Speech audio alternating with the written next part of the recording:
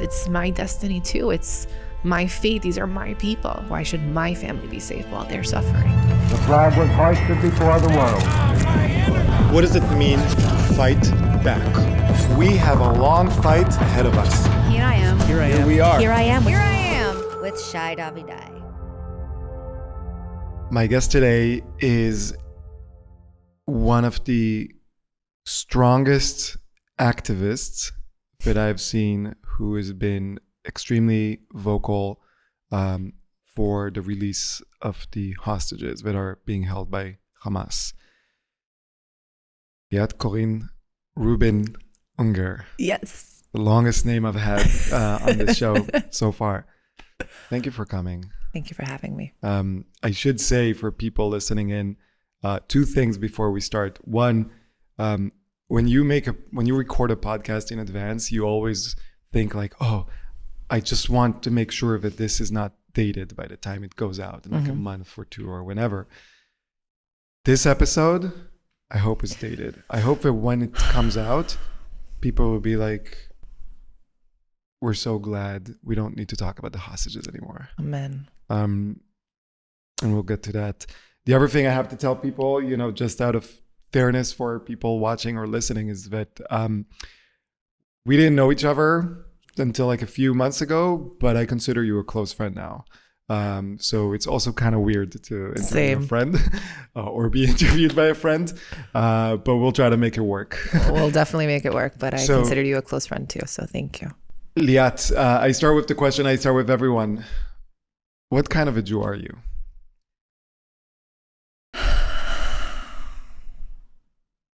I'm that proud, fight for you, be loud, proud. I don't even know how to describe myself. That's a really good question.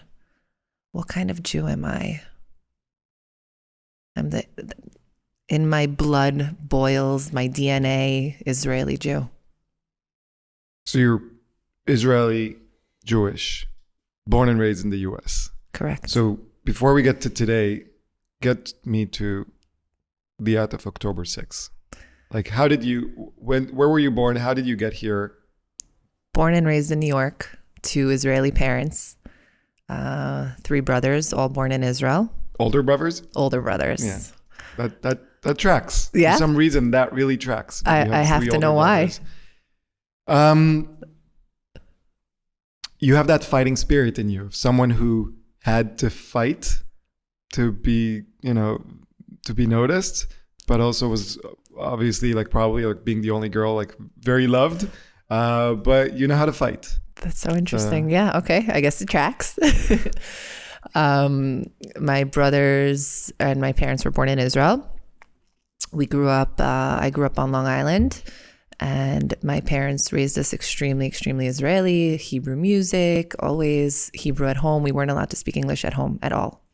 We spoke Spanish, Hebrew, or Ladino at home. Spanish, Hebrew, or Ladino. So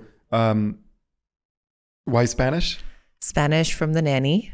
Okay. My parents had to work, so I had a live-in nanny. Ladino from my grandparents, and that's the cultural language. That's how my parents actually figured it out, how to make it in America, is because they opened a furniture store in a Spanish-speaking area. And Ladino is very close to Spanish, but yeah, so we spoke. For people who don't know what Ladino is, which is very interesting, but people don't know about it. So Yiddish is to German, like Ladino is to Spanish. To Sephardic Jews, yeah. To Sephardic Jews, because on the one hand, they were really, really affected by the culture they had to live in exile. Sure. At the other hand, they wanted their own language. So it sounds like Spanish. There's a lot of overlap, but it's its own language. It's its own language, yes.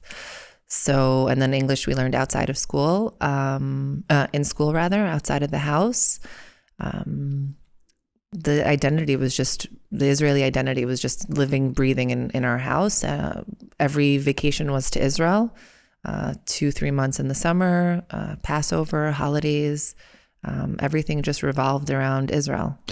Did you, as a child, and I'm asking this a little bit because out of self-interest, I force my kids to speak Hebrew to me. Like, they can speak English with each other, although I tell them not to, but they need to speak Hebrew to me, and I respond in Hebrew. Were you ever resentful of your parents?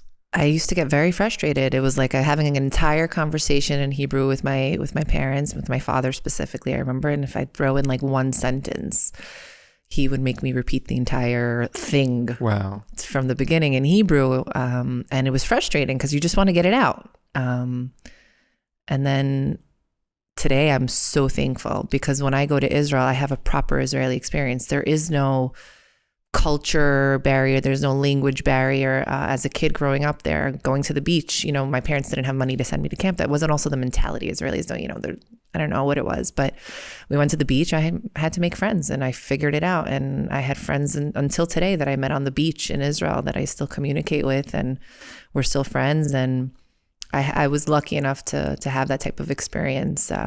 But yeah, at the time, I think I was very resentful, but it definitely paid off. Because one of the things, because this is about Jewish civil rights, and big part of Jewish civil rights is the Zionist movement. One of the things that people kind of forget, the Zionist movement was about establishing our homeland, but it was also about establishing us as a people. And it was the renaissance of Hebrew as an everyday language. It was the renaissance of Hebrew as a language of culture, of poetry, of music, of stories. Shalom Aleichem, Chaim Nachman Bialik, like all those, they weren't Israelis, they were Jews who devoted themselves to speaking Hebrew. And one of the things that I've been doing in the past months is encouraging people to be publicly Jewish. And part of being publicly Jewish is maybe leaning into like learning a bit more Hebrew and, connecting with that other half of Jews that live in Israel. 1,000%. So, and then you grew up very Jewish, very Israeli. Not observant, but traditional. Not observant. What does traditional mean to you? Shabbat dinners were mandatory. We weren't allowed to go anywhere on Friday nights. It was kiddush. And then Saturday was just like a regular day, but, to be with the family. And my parents had to work usually on Saturdays. But holidays, synagogue on Yom Kippur generally. Yeah. But those were the big things. So, but beyond this like family, emotional, maybe spiritual connection to Israel, did you have like an actual connection? Did you engage in any activities that's supporting Israel? Any youth movements? From here in America, no. But going to Israel, I think, was the thing that connected me there. I think it shaped my identity. People ask me about my childhood memories. They're not here, that's for sure. They're all in Israel. My father taking me to where he grew up and me being with my friends and, picking shesek. I don't know how to say shesek in English. I have no idea. Let's say like an apricot or some sort of apricot type fruit from the bushes and the trees in the Moshavim in Israel, visiting friends. My core memories are in Israel, all of them. But then at some point you started actively supporting organizing with money. You told me about an IDF unit that you kind of adopted. Yes. Actually, there's one thing that I should mention. I went to public school growing up in Long Island. I felt different. My friends were allowed to go out Friday nights. They went to this place called Hot Skates, which I'll never forget, on Long Island. And what was that place? It's a place where you went roller skating. All the kids went roller skating, and everyone had their first kisses there. And I wasn't allowed to go because it's Friday night and it's kiddush and it's so your parents didn't have a problem with the first kiss. They had a problem with a kiss on Shabbat. Definitely not. And so, at some point, I remember coming back from Israel, and I asked my parents to send me to Jewish school. I said, I feel different. And I want to go to a Jewish school.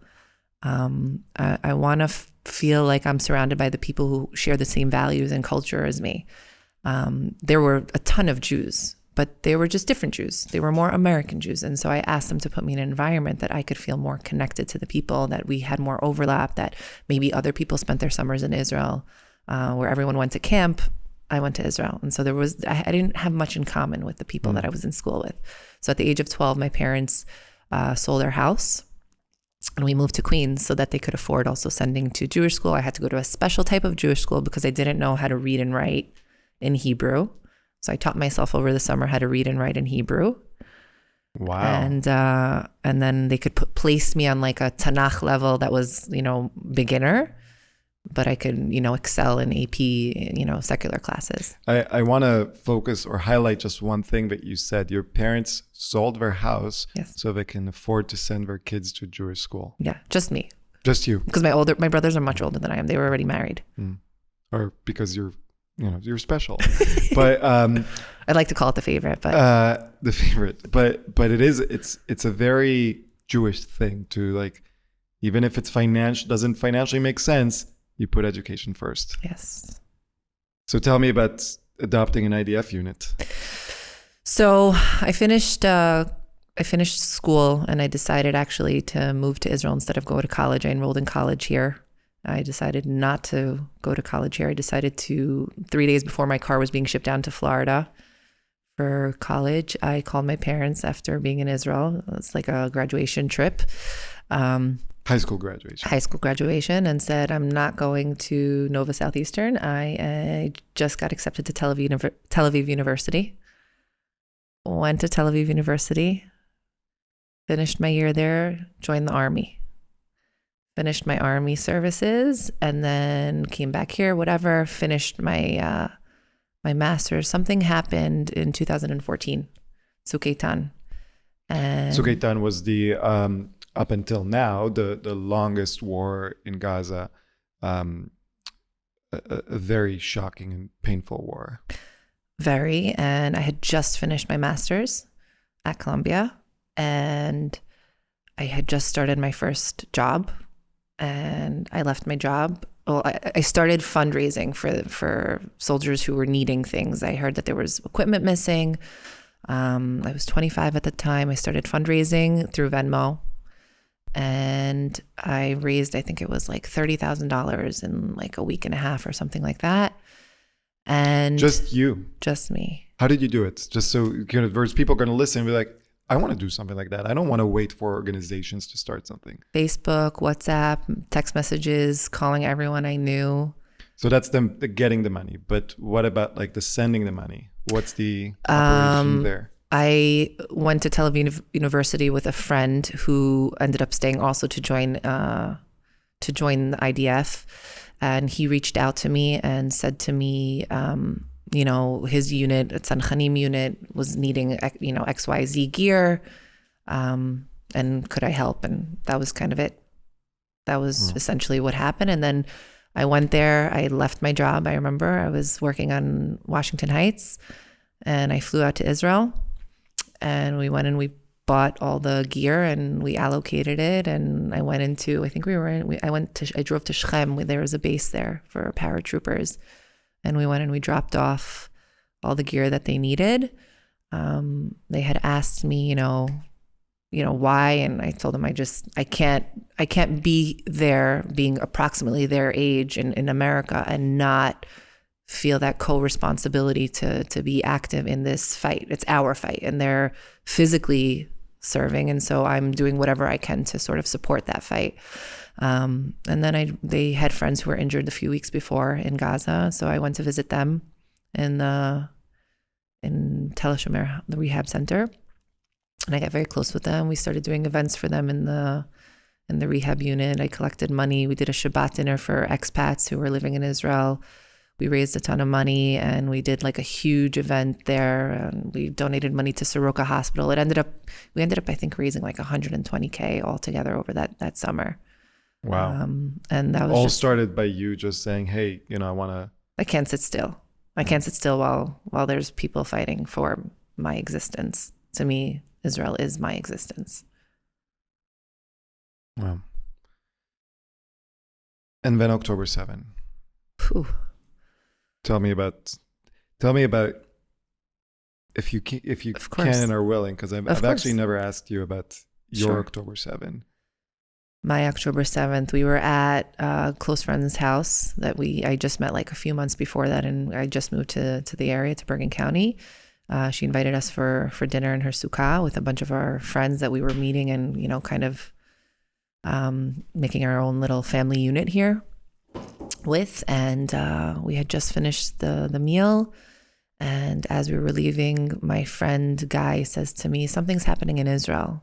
And I was like, this is Shabbat This is like the a Friday Friday night. night. It's 11:30 at night, exactly on the dot. When I looked at my watch, something's always happening in Israel, you know? Something is always happening in Israel. It's true. Yeah, right? it was like it's probably a barrage of rocket fire, a barrage of rockets. And Which is, by the way, we need to pause and part of me doing this and having the conversations that I have is to deconstruct this mentality that we have. It's like something's always happening, probably a barrage of rockets. Whereas like no country in the world would tolerate that. would be like, that would become so routine that you say, you're in San Diego, you're in Seattle, like other cities that are around the border, and be like, well, it's a barrage of rockets from other countries. Like that's not acceptable for me, but that's a reality. That we've normalized that. Yeah, completely. So I looked at my watch, 11:30. I was like, it'll be fine. We all went home. I didn't even bother turning on the TV. I went to sleep. I get a phone call from my mother-in-law. I think it was like 1-2 o'clock in the morning. She was screaming. She called like 10 times and I got really frustrated. I looked at my husband. I was like, Mom, your mom's calling. Like, answer her. Tell her she's crazy. Why is she calling at this hour or something like that? And she goes, Milchama b'Yisrael. There's war in Israel. And I'm like, your mom's being crazy. I turn on. I was like, but just to like do my due diligence, I turn on American TV, check the news. Nothing's happening. I go back to sleep. I'm like, please tell your mom to chill out. She's probably having like a manic episode or something. She's not mentally ill or anything, but like something must be wrong, or she's just nervous. She had just broken her leg, whatever. I was like, maybe it's the pain medication. And we went back to sleep and she calls again. I was like, okay, let's go downstairs. Let's turn on the Israeli TV. We have a membership to the Israeli TV. I couldn't get it to work, I think because I was so flustered. Called my nephew. He told me how to log in. And all of a sudden, we see what's happening. Meantime, I see messages coming in from my mom. I don't know what's happening, but we all get on this like family FaceTime call. I have a brother who lives in Israel. He made Aliyah a couple of years ago with his kids, and we all get on a FaceTime call, like 6 or 7 of us get on a FaceTime call where they're explaining what's going on, and nobody really knows what's happening.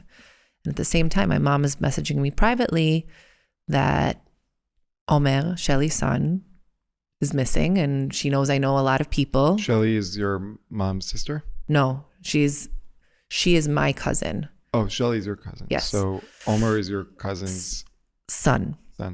And now, a few years ago, the Surfside building collapse happened in Miami. Mm-hmm. I was living in Florida at the time during COVID. And I went to volunteer there. We opened a field kitchen to supply the families of the victims who were waiting to hear the news or what was going on during the search and rescue efforts. We opened a field kitchen of kosher food.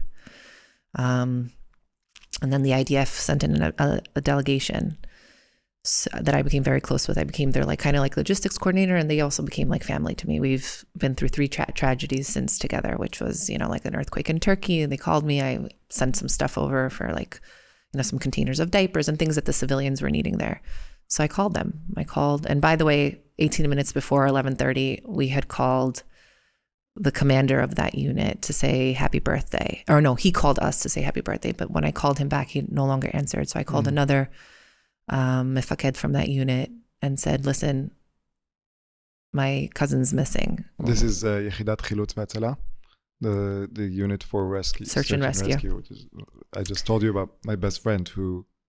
This is not 669. This is he was in that one. unit on October 7th and recently moved to another unit. Okay. Yeah. So that unit is near and dear to my heart, and they've really become brothers to me. And so, I called him asking for help. This is my cousin. This is what's happening. And he actually answered the phone. And he's like, listen, it's mayhem here. We don't know what's going on, but send me pictures of your cousin. Send me pictures of what he was wearing. Send me tattoos or any scars on his body, identifying markers. And I was like, okay. And I just did it. I was just in robot mode. So you didn't say his full name. Omer Shem Tov is your cousin. And yes. Where was he? At the Nova Music Festival. At the time, I didn't really understand what that meant, body scars and all that, why would they need tattoos? And today, obviously, it makes sense. But I called his grandma. I said, send me what he was wearing, whatever. I wasn't going to call Shelly because she was in her own, mayhem. I got the pictures, I sent it over, and then I started posting on Instagram. I have a ton of friends who would be at that festival. And we didn't know the magnitude of what, 7th of October was at that time. I think at this point, they're still running, if you think of it in terms of the timeline. So I started posting on Instagram. If you see this person, please contact me. This is what he was wearing. This is Omer Shem Tov. And I just started texting a bunch of friends who might be there. And then just came in this reality of being glued to the news and not understanding what's happening, just hysterical crying. And then all of a sudden you start getting text messages from all the friends in the community. And as we're glued to the TV, I think I must have fallen asleep from crying so much. But I'm just like watching TV, crying, falling asleep. I organized a Tehillim group for that night right after Shabbat came out. And people came from the community and we just started praying because we didn't know what else to do. And then we heard that it was confirmed that Omer was kidnapped. We had confirmation. Tell me about that. So Shelly received a phone call from one of Omer's friends who said that he was on the Telegram app and he found a video that Hamas released and he needed to send her this video and she was terrified. And her brother Moshe was with her. And so she had him send the little video clip and Moshe watched it. And in fact, it was a blurred video of Omer laying with his hands, tied behind his back. I think it was zip ties on the floor of a pickup truck. His face was blurred next to another boy whose face was blurred. And now we know that it was Itai Regev, who he was kidnapped with. You could see Omer's clothing, his shirt, the bright yellow shirt, the Ronaldo shirt, jersey he was wearing with the blue shorts. And we could identify also that it was him through his tattoo. So we got that confirmation. That fact, when I first read about that, and Omer is 23. Well, he's 21 now. He was 20 when he was kidnapped. He was 20 when he was kidnapped. I got my first tattoo when I was 20. And that fact that Omer's parents knew that their son had been kidnapped by Hamas through the tattoos, that personally for me was a punch in the gut. It hit home. Yeah. It's a weird thing to say, but we were the lucky ones that we identified that Omer was kidnapped through his tattoos. There were people who are identified that their bodies were found through their tattoos, and that's murdered. And yeah. So for me, realizing that that's what my friend Yuval was talking about when he needed scars and identifying markers. They knew the magnitude of this, or to some extent. Yeah. So we were one of the lucky ones, if you could call that lucky. And Omer has been a hostage in Gaza since October 7th. Since October 7th. 340 days now, 341. 341 days. Then what did you do? I think I had a panic attack, and I had my husband called a friend to bring in a Valium, and she brought it in 4:00 in the morning. She left her house to bring me a Valium because I never take medication or anything like that. So they gave me a Valium so I could sleep a little. And that was essentially it. I woke up the next morning and I'm like, I don't think I realized what it meant to be kidnapped. I kind of just dissociated from that whole thing. And I opened a war room in my house, and through the chats of the community, found out that there were other people that were trying to raise money for IDF soldiers. And I was like, well, this is something I've done before. Let's do it. And I just started focusing on that. And so for the first, I think, month, that's what I did. Wait, so that's incredible. Do you realize how incredible what you just said is? Or Not really. Sometimes when you live through it, you don't realize you've just found out your cousin is kidnapped. It sounds that you were broken, as any person would be, but then you jumped into action and said, I don't know what I can do with this, but I can do with that. I can help. I can't help with A right now, but I can definitely help with B. I don't think that's just what we do. I think that's just part of our nature. No, isn't that kind of what everyone does? It's just that there's a problem, you fix it, or you try to, and you help in your way. And this was the only thing that I could do. That's the hope. Unfortunately, not everyone does that. And I think we'll get to that, because what happens after that month? You spend a month trying to help as much with the IDF. And like when people hear that as well, it's like, and my wife was doing a lot of that as well while I was thrown into the fight against universities. Other stuff. Yeah.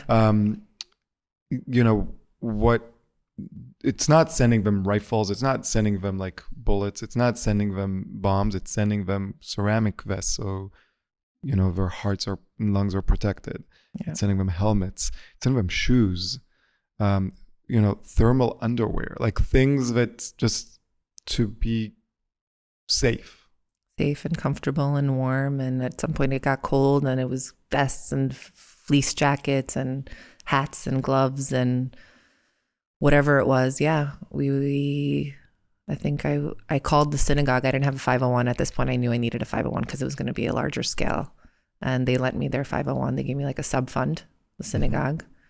I think over the course of 2 months, they raised $1 million, which was really cool. And we just started adopting more units, and it was kind of awesome.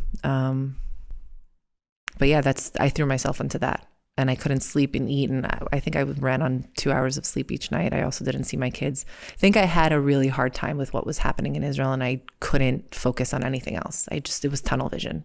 How can I help? I'm not a fighter. I wasn't a warrior in a lochemet in the army. And so there's nothing I can do on that end. So what can I do? And how can I make it an optimal fighting situation for the soldiers who literally leave their families? And it's also part of like a kind of like a guilt that I experienced. Why guilt? Because back in 2014, I got up and I left, and I flew there. And I wish I could do that now. And if I was trained, if I could go back in time, I would go and be a warrior so that I could get up and leave and just go fight. Like, I think about that all the time. Like, it's this guilt of being here, somewhat protected in a bubble, not somewhat, compared to what Israelis in Israel are facing. I am protected here in America. And they experience the brunt of everything on a daily basis, whether it's, losing, funds from their work because they're, in reserves, or mothers who are holding down the fort because their husbands are away for months at a time. Kids who are running into bomb shelters. My kids are safe. Why should I be safe? Why should my family be safe while they're suffering? While they're experiencing what I should be experiencing. It's my destiny too. It's my fate. These are my people. What makes me better than them? What makes it okay for them to be suffering and for me not to be? But one of the beautiful things is that a lot of people, when they experience guilt, they kind of close off to the world. They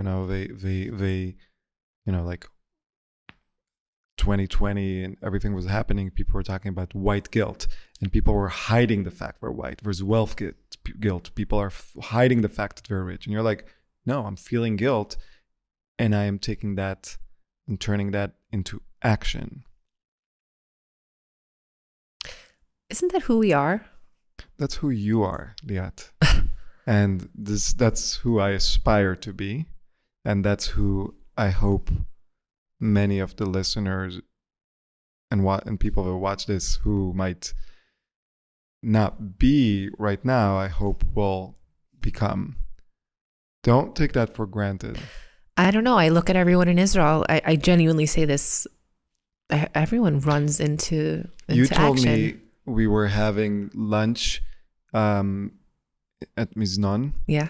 and you said something in Hebrew. I'll say in Hebrew first because it also there was an alliteration, and I obviously you don't even remember. No. You said I asked you how you do it, and you said אני לוקחת את הכאב והכעס והופכת אותו לכוח. So I take the pain and the anger and turn it into power. Into power and purpose. Yeah. And power and purpose. I think a lot of people are still stuck in the pain and anger. And you give them the way of, here's how to turn it. Everyone, all of us feel that pain and anger. Not all of us have that machinery switching into action and purpose. So interesting. I never really thought about that. It's just, I don't know. I to me, it's just who we are as a people. I don't know. Maybe it's that survival, that fight or flight. I just feel that when my people are suffering, you can't just sit home, you can't do nothing. You can't just go on about your day. And then, so when did you switch from trying to help the IDF to advocating for Omer and the other hostages? So I remember heading over, I had somebody who gave us I ended up finding people who also needed to allocate things. And for one of their units, he was going back to Israel to serve. So we used their house as a warehouse to bag everything and, kind of put everything together that we were sending. And I was about to head out, and the hostage release, the prisoner exchanges started happening, and everyone was glued to the TV and everyone was so happy. And I found myself not being able to watch. This was in November 2023. Yes. 53 days after October 7th. I think it started day 50. 50, yeah. 50 was the first, and then it was till 54 or 55, I think, 55. And I was crying in happiness, and everyone was so happy. Everyone was celebrating, and I couldn't because not everyone was being released. And then I kept, messaging my mom, is Omer one of them? Is Omer one of them? And she said no. And we were just waiting and waiting and waiting and waiting. And once the exchanges stopped, I couldn't live with myself. I couldn't sit anymore. I couldn't. Well, we have to say, the exchanges stopped because they were supposed to keep going, and the ceasefire was broken. Right. But I couldn't even process that. It was just, bottom line, there are still people there. Yeah. And I realized Omer was going to be one of those people there. And I realized that I did what I could at this point with the IDF. And of course there were more needs. But something told me that I can't be quiet anymore about this, and how can I help? So I called, I don't even remember who I called. Everything is kind of a blur, but I remember that was the point where I got in. And I called Shelly, and I called Malki, and I said... So Shelly is Omer's mom. Mom, Malki? Malki is his father. His father, okay. And I said, how can I help? And they connected me with the forum in New York. The hostage family, the Missing a Hostage Family Forum in New York. And somebody by the name of Omer contacted me, Omer Lubi, and said, hey, we have a protest in front of the UN Secretary General's house tomorrow. Do you want to come and speak? At that point, have you ever spoken at a protest? No. Have you ever been at the front of a protest? No. I don't think I've ever been at a protest. That I think about it. So you show up outside of the... Yeah. And the first thing I did actually is I said yes. And then I said, who is the UN Secretary General? I had no idea. And I started researching him. And I found out that he was the former prime minister or president of Portugal. And I have an obsession with Jewish history. And I worked with a lot of students who had to write thesis papers. And so I grew this affinity for learning about Jewish history during expulsions, during pogroms. And one of the papers that one of my students wrote and that I got very interested in was the Spanish expulsion. And I remembered that the Jews went to Portugal, and I started remembering the history that I learned. And I do a lot of historical fiction reading, and I wrote my speech about how the UN Secretary General came from Portugal, where they first offered refuge to the Jews, and then he ended up, the King Manuel of Portugal ended up marrying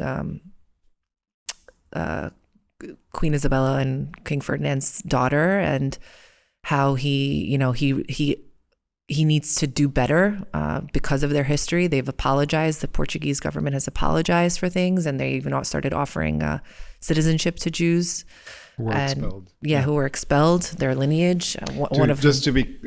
Just so some people would not know, like Queen Isabella is the Queen of Spain. Yes. Who married the Portuguese prince, king, and she is basically the first person in history that enacted a blood law against Jews. So it wasn't enough that you converted, and there were a lot of conversos that converted away from Judaism to Christianity or to Islam.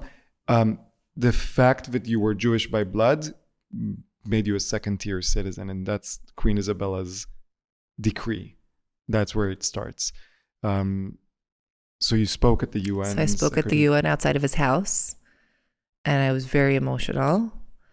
And that was it. That's when sort of this journey began of not leaving our people behind, period. Never leaving our people Never. behind. Just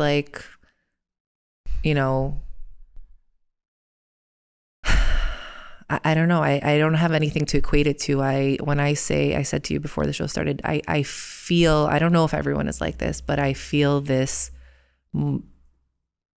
motherly responsibility to fight for all of us. I deeply care in my bones about our people. So what have you been doing? So I know you've been speaking a lot in the weekly marches for the hostages in Central Park, which I try to be there almost every week. Yes, you definitely are. I've seen you speak and set up tents in Times Square. I know you've been traveling. I traveled around America speaking to different Jewish communities. I even went to Mexico, bringing awareness. I meet lawmakers, congressmen, senators, to see how they can help us push along this humanitarian crisis and see an end to it. What do they tell you when you meet people that actually have power? They want to see a deal come to fruition, and they are. You could see the anguish that they feel once we share the connection and what it means. Because how could you not understand that it's literally could have been you, me, their child. I've been thinking a lot about that, because when Gilad Shalit was kidnapped, and some people might criticize me for this, and I'm not above criticism, but I went to protests to release Gilad Shalit for a deal In Israel. So did Omer, by the way. When I graduated from the Hebrew University and I went to take my diploma, I wore a shirt of Gilad Shalit. And of course, people might criticize it now because part of the people who were releasing that deal, Yahya Sinwar, obviously, but it was easy because he was one person. When we're talking 250, now we're still 101, I find that people have a hard time connecting because there's so many. And people, for lack of better words, find their hostage Hirsch Goldberg Paulin was all of ours. Kfir and Ariel Bibas. But then I met a woman at a protest outside of Colombia. There's a tiny, beautiful baby named Romy because of she named her after a hostage because she wants her baby Romy Gonen. to meet Wow. Romy Gonen when she comes home. Wow. And tell her this is because of you. And I met you and was obviously immediately like drawn. Excuse me. But then I found out that Omer suffers from celiacs. My niece suffers from celiacs. I know how hard it is for my sister to figure out even basic dietary stuff for my niece. And my niece is 15. She's 5-6 years younger than Omer. And that to me was a punch, another punch in the gut. And I feel like part of what you're doing is putting a face and a story and the human behind numbers. That's exactly what we're doing. I think the hardest part, and I think a lot of our families talk about this, it's trying to explain that it's more than just a poster. There's an entire human being behind this it's real. So tell me about Omer. Apart from the fact that he has celiacs and asthma and is really suffering, he's a really happy, silly boy. And the best way that I can explain him is really to say, go on his Instagram, the Instagram that I started, it's bring.omer.home. And if you see the videos of him, there are videos I've never seen before that his friends have shared. And I'm just like, I just want to jump through the screen and just like hug him. Like he's just this lovable, sweet, silly. Very good looking. Rachel Goldberg Paulin. Yeah. She calls him the handsome one. The pretty boy. The pretty one. I guess each hostage has kind of like what defines him or her. Very handsome and as beautiful as he is on the outside, he's also on the inside.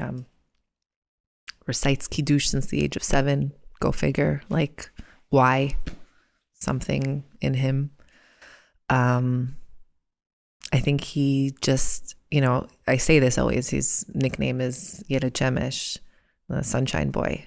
Yeled Shemesh. Yeled Shemesh. He really is. He's just a light. Like he's just looking to always make people laugh and go look at some of his videos. He's just so lovable.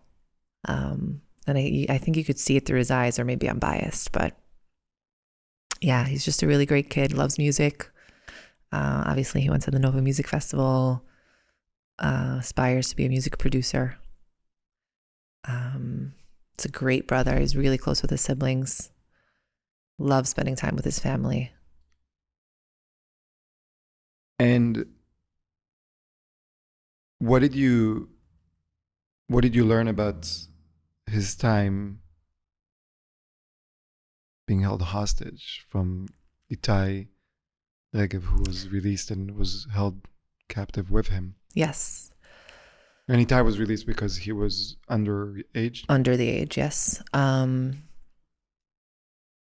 So we learned a lot, and I think I'm learning little by little more and more.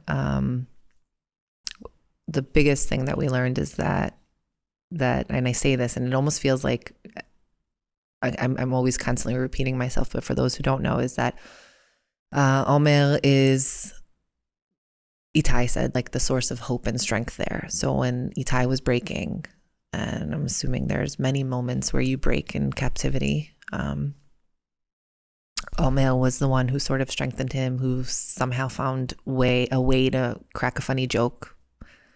But the biggest thing is that Omer and Itai, because Omer knew the blessings for Kiddush on Friday nights, Omer and Itai decided to ration their food. So they were given a bottle of grape juice early on in captivity. And instead of drinking it, they're given like 8 ounces of water a day or something to that effect.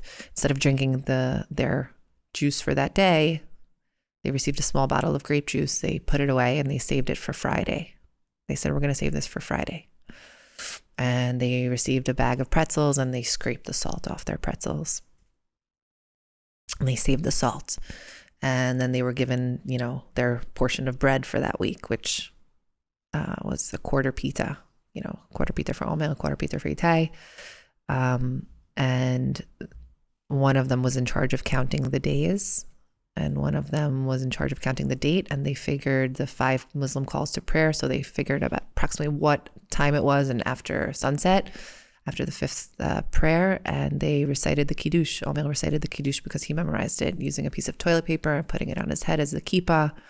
And so that was their way of, keeping hope, retaining their identity, doing something that they could do in captivity that they did in their daily lives.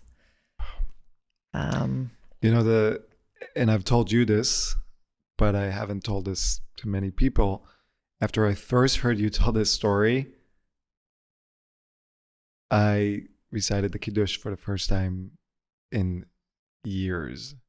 So I grew up in a very interesting household. My grandfather was an atheist.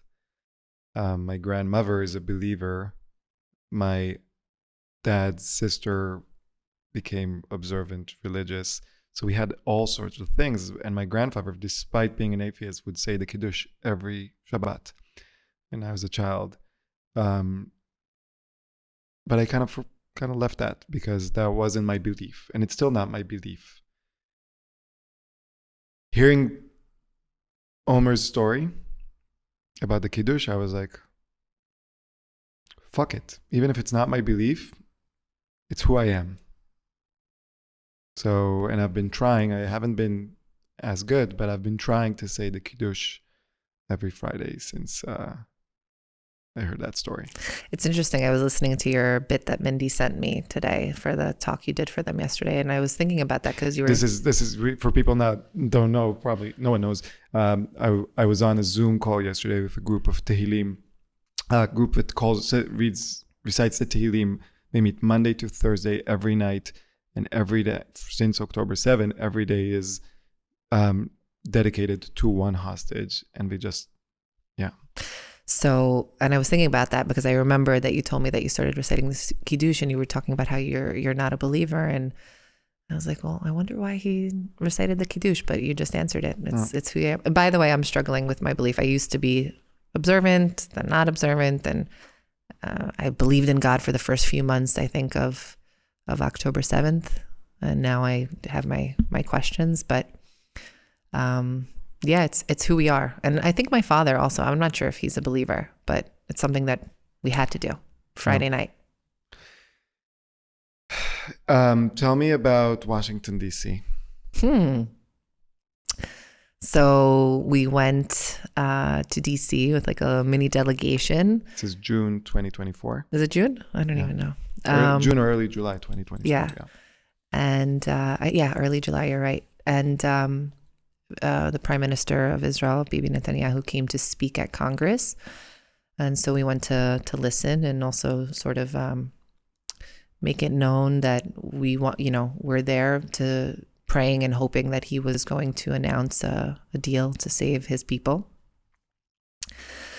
And both myself and 5 other family members decided to wear a shirt that said "Seal the Deal" from something that we had printed, "Seal the Deal now." And we walked into the gallery of where the Prime Minister gave his speech. In Congress. Mm-hmm. And I was wearing it with a little blazer over it, just like I am now. And a couple minutes into his speech, all of a sudden officers came and kind of grabbed all of us, I guess separately now I know, around the same time, and arrested us for demonstrating in Congress, for wearing the shirt that said "Seal the Deal." And that was the bit of really traumatizing, actually. We were taken into a tunnel because under DC there's a tunnel system, I guess, that they use. It was very triggering. pat down. I'll tell you that the whole ordeal lasted about 5 hours, and I had a 5-hour panic attack in tears for 5 hours. It was terrifying. I had flashbacks. It's weird that I call it a flashback. I didn't experience October 7th in Israel, but I had these visions while I was being pat down by the officer of what the hostages were feeling. I was clothed. They're not being clothed. They're being touched by terrorists. I'm being touched by a Democratic police officer who I'm safe in her charge. I have rights here. They don't have rights where they are. We were in a tunnel. It was really hot. It was really muggy. It was really humid. Then we were loaded onto a transport van and the light was shut off. And I was thinking about Omer being in complete darkness in a tunnel. Handcuffed to a wall while we were brought into a cell by ourselves, like each of us. And this is all for wearing a shirt that says "Seal the deal now." Yeah. You know what? You're so nice and calm. And I've been seeing for 11 months videos of that horrific anti-Semite from Code Pink harassing Congress members with her Code Pink shirt on U.S. Capitol every single day. You show up once with a shirt that says "Seal the deal now," you get handcuffed, arrested, pat down, fingerprinted with a record now. The charges were eventually dropped, but we still have a record. Do you know why I'm not upset? I would be proud to have that record. So when I was having this panic attack while I was being pat down, Karmit, whose brother was murdered in captivity and her father was murdered on October 7th, Karmit Palti Katsir, as I was coming out of like the corner where they pat me down, she said, "Omel's going to be proud of you." And I don't want him to be proud of me, but yeah, I'm proud of having that now. At the time, I didn't know what it meant. It's just this fear. I'm not upset, not because I think it's unfair and people should be put away for burning American flags and all that stuff, but I'm not upset because it's a fraction. Not even a fraction. It's minuscule compared to what the hostages are experiencing on a day-to-day for nearly a year now. And I owe them that. I owe them to know how terrifying it was for 5 hours to be arrested in a democratic country where I have rights by democratic police officers and I knew I was safe and all that. I owe the hostages that experience of feeling what a fraction of what they felt and what they are feeling, in order to fight harder for them. Yeah, it's... And I think that if people felt that for just 30 minutes, they'd all be fighting. It was terrifying. So I want to talk about everything with you. Unfortunately, I don't have the time, but let's talk about Colombia. At some point, you didn't switch your activism, but you complemented your activism with not just talking about the hostages, but focusing about everything that's happening here in the U.S. as well. Yes. You're a Columbia alum. I am. You wanted to come to campus on April 26th, a few days after I was blocked. My ID was deactivated. But you couldn't? I couldn't. That's right. The reason was because I couldn't get onto campus because my Columbia alumni ID was expired. And the gates were locked and they were only letting people with ID. Right. And I said, I want to make an appointment to renew my ID. And they gave me some runaround story. I think they were just trying to limit who was coming onto the campus. I'll get to that in a second, but what were you planning to do there? I wanted to go onto the encampments and have conversations. Have you ever had conversations with... So after my speech at Columbia University, I don't even remember what month it was. It's all kind of a blur. I did go onto the encampments. I spent about 3 hours on the encampments speaking to students who were in the encampments. And I just wanted to humanize us a little bit and have a conversation going and sort of make them question what it is that they were there for. And what happened? when I came to enter the encampment, they said I had to read a bunch of rules. And I said, I read them. And they said, you read them so quickly? I said, yeah, I did read them so quickly because those rules don't apply to me. You can't create rules for a public space. I know my rights. I'm not a 20-year-old who's afraid of, I'm just not, you know. And I walked onto the encampment and they said, the Zionist, someone watch her. The Zionist is here. And I just looked back and I smiled. And how did they know you're a Zionist? it's a great question. Oh, I was wearing Omer's shirt. So they knew you're Jewish. They knew I was Jewish. Yeah, I didn't speak Hebrew. You didn't even say anything about Israel's right to exist. Nothing. They saw a Jew. They called you a Zionist. They called me a Zionist. Yeah. And they said somebody follow her around. And so there was somebody literally following me around the encampment. And I asked her, why are you following me around? She's like, to make sure that you're not going to instigate something. I said, okay, I'm not going to instigate anything, but sure, no problem. Like, I don't have an issue with it. You can watch me as much as you want. And then I just smiled at everyone who was sitting down and everyone was kind of staring at me. And I found a group of kids. This one gentleman made eye contact with me. And I said, he made eye contact. So I asked him if I could sit down and have a conversation. And I just listened for the first hour. Why are you here? Have you ever been to Israel? What are your thoughts? And I wanted to listen to understand where he was coming from, why he was there. And then I started sharing my perspective. And did you tell him about Omer? I did. And what was his reaction? He said, I'm really sorry for your cousin. That's horrible. It shouldn't be. I'm sensing a but. But why is there, militarization in the West Bank? And, he started coming out with all these things, and there's too much surveillance, and they're not free. And I said, it's really interesting that you should say that, because there's a woman standing right above me here who's observing me and surveilling me. So is that justified? She's here to make sure that I'm not going to start any trouble. I said, that's the exact same thing that's happening in the West Bank. Terrorists come out of the West Bank. And so we have an army there to protect us from.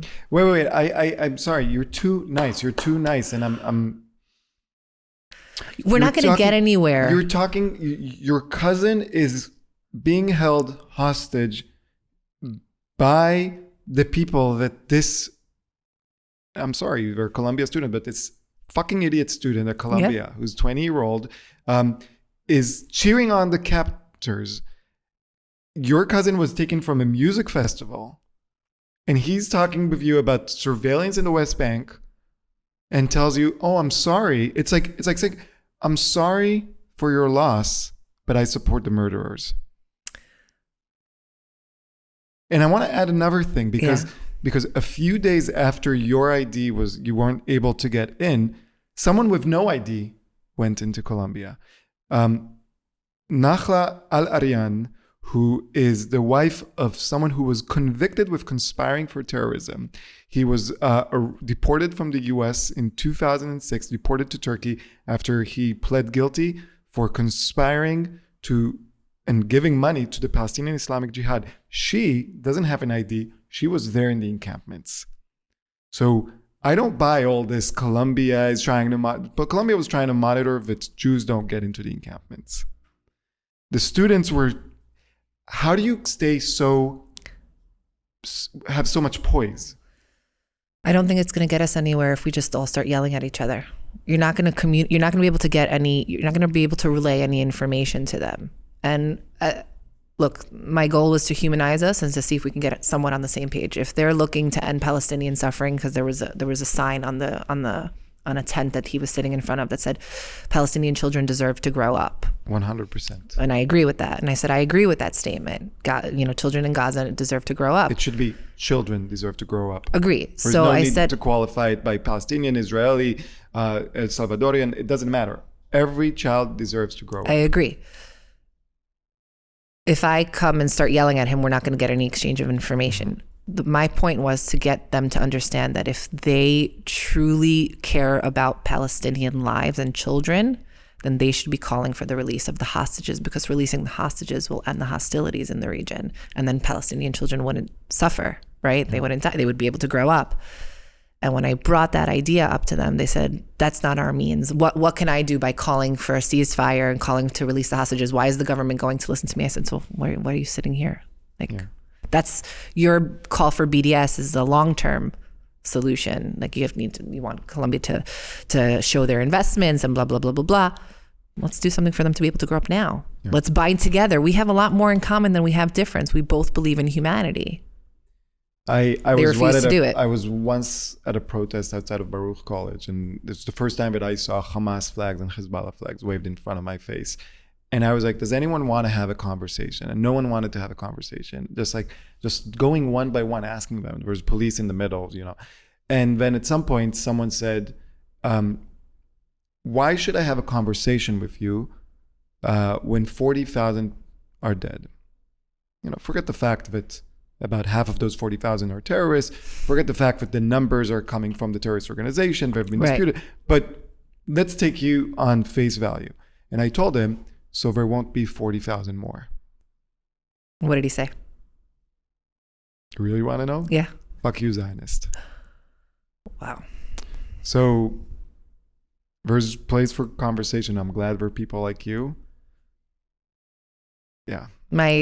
It's funny, something I've been wanting to do for a while now, but I'm kind of scared to do it by myself, is just to open like a table and says, my cousin is a hostage in Gaza, ask me anything. Just for because I feel like I'm an echo chamber. Yeah. People who follow me, people who follow you, it's all us. I want strangers to be able to ask and humanize us and invite. I'm not here to attack anyone. But. Yeah. Before we finish, I want to ask you about the day after. One day, we will all be home. What will be next for you, Liat? What will be next? I think it's to be able to get to the important stuff, is to take back our narrative. And I would like to start doing it now, but take back our narrative, explain, educate people with history, create open dialogue, bridge gaps, be able to really throw myself into the fight for Jewish civil rights here in America. I think the only thing I can see going forward for myself is fighting for us, because no one else is going to do it.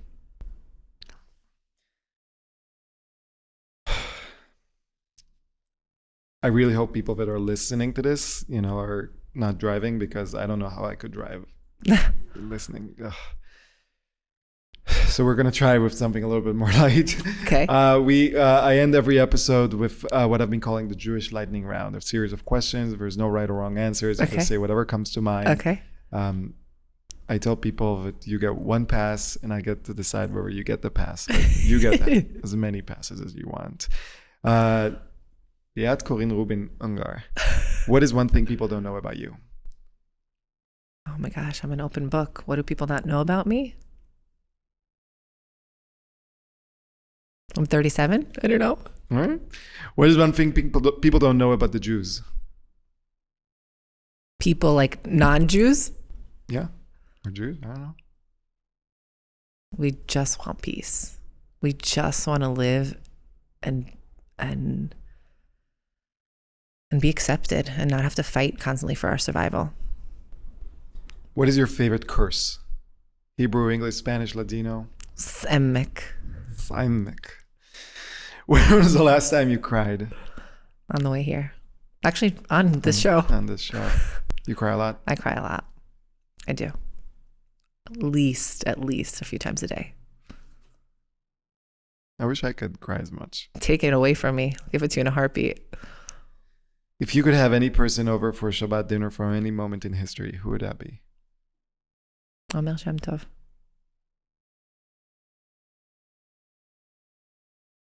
I want to come. With pleasure.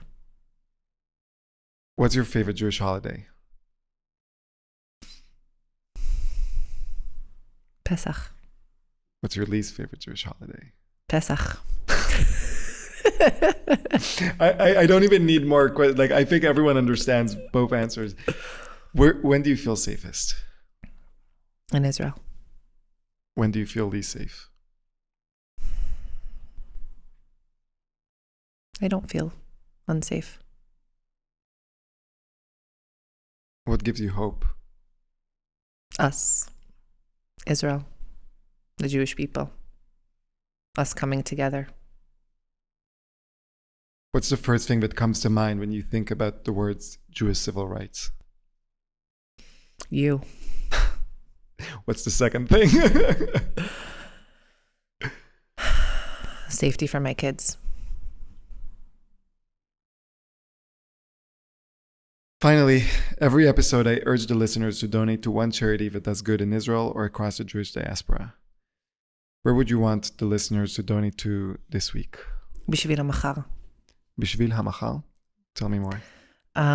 It's an organization that helps combat soldiers process their traumas by taking them on a week-long intensive trip nearby, and they do a lot of heavy processing. And I'm actually hosting them in a few weeks here in America, in New York, in America. So if people want to Google them, like, do you have an American name? Bishvil HaMachar, I think. If you want, I can check it after the show, and maybe you can link it here. But yeah. It's an exceptional organization.